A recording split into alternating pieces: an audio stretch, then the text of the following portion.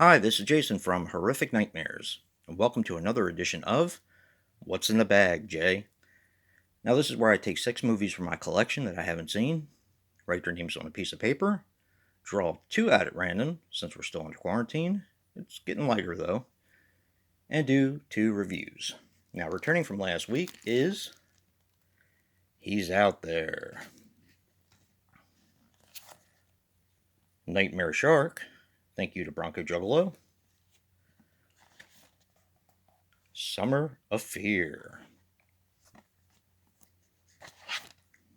The Curse of Lilith Ratchet, thank you to Hobbs for that one. Making its debut this week is Infernal. Now, this is by a director that I've already seen one of his movies. It's a friend of Hey Internet Eric here. It's the guy that did Bad Apples, and I've been eager to watch this. And last but not least, making its debut is Boo. Now I'm gonna give the bag a good tussle. We're gonna see what we're gonna watch this week. All right. Pick one is. It is storming outside, so I hope I get this done beforehand. Nightmare Shark. Love my shark films. Second pick is.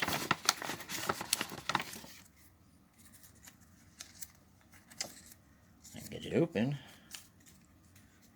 The Curse of Lilith Ratchet. Now I'm going to set them aside while I set all the other movies side by side by side and take my Freddy vs. Jason die and see what comes back. If it rolls on a Freddy vs. Jason or a 5, I have to re-roll.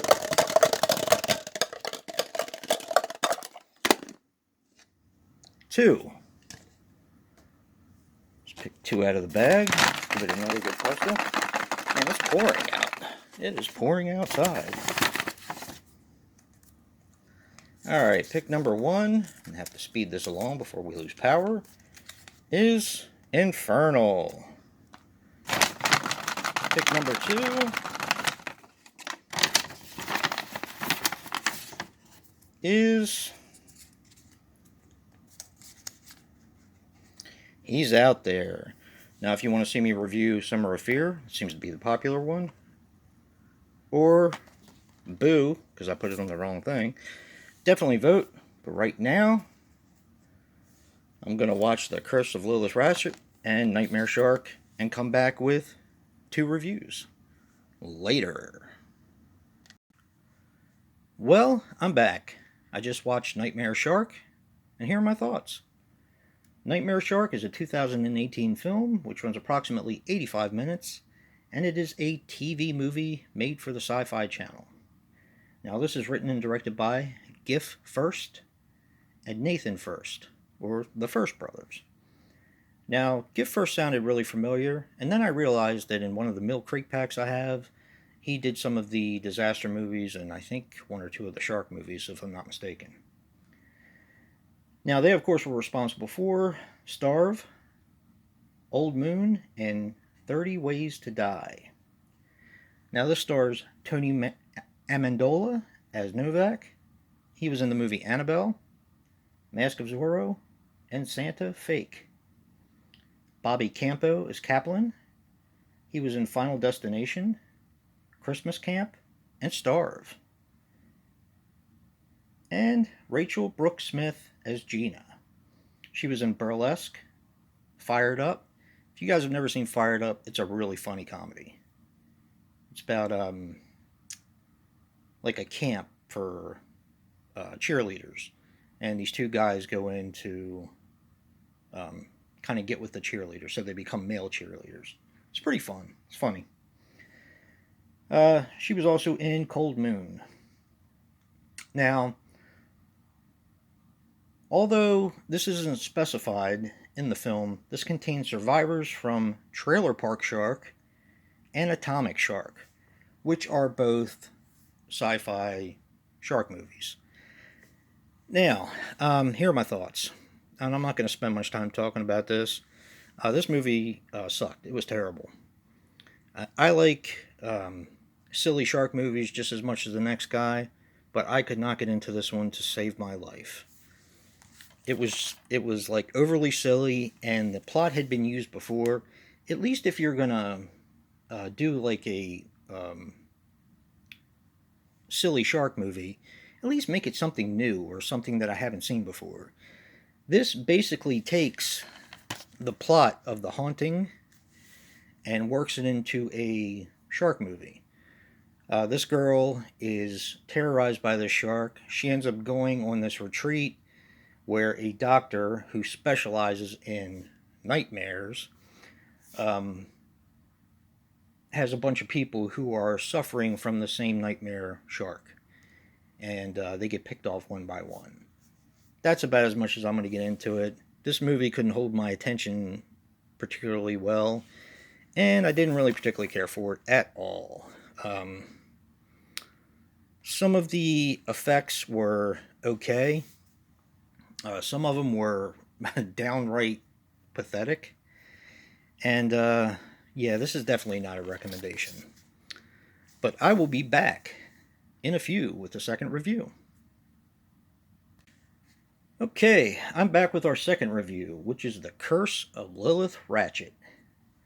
Now, The Curse of Lilith Ratchet also goes by the name American Poltergeist and is a 2018 film which runs approximately 104 minutes and is written and directed by Eddie Lengyel. Now, he was responsible for Mother Krampus 2, Voodoo Rising, and Scarred.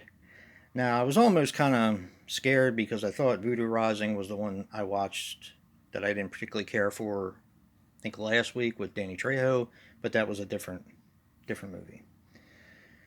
Okay, now this stars Caitlin E. Newberry as Alice Crow. She was in Widow's Point, Mother Krampus 2, and Lake Fear 3. I actually have Lake Fear 3, I haven't watched it yet. This also stars Rob Yeager as Hunter Perry. He was in Quarterbin, Chill, The Killing Game, and Hell Week. And Roger Connors as Dylan Rivas. He was in Viscera, Raw Focus, and Little Evil. Now, this had a budget of $15,000, and I'll get into a little bit more than that when I start talking about the plot and all of the film. Timothy Smith composed and performed the music, and he was actually with the goth band Lestat from 1991 to 2013. He was the keyboard player. By the way, the score was pretty good. Now, this has an interesting plot. A couple of girls go to a mystic type of place where they sell incense and oils and stuff like that. And they go up to the counter and they see a wooden trunk on the counter, like a small wooden trunk. And they ask about it because it's got a pretty cool design on it. So they ask about it, and the guy says, absolutely not, you can't have this. This is not, I can't sell this to you at any price. You know, it's dangerous and blah, blah, blah, blah, blah. Well, that's all these girls needed to hear. They actually steal it, and they take it home, and they are a big fan of a guy named Hunter Perry, who does a sort of like a YouTube show about paranormal stuff, zombies, stuff like that. They end up taking it to his house. I never really understood how they figured out where he lived, but, you know, it's a horror movie, so we're going with it. When they take it to his house, they open it, and then you find a shrunken head.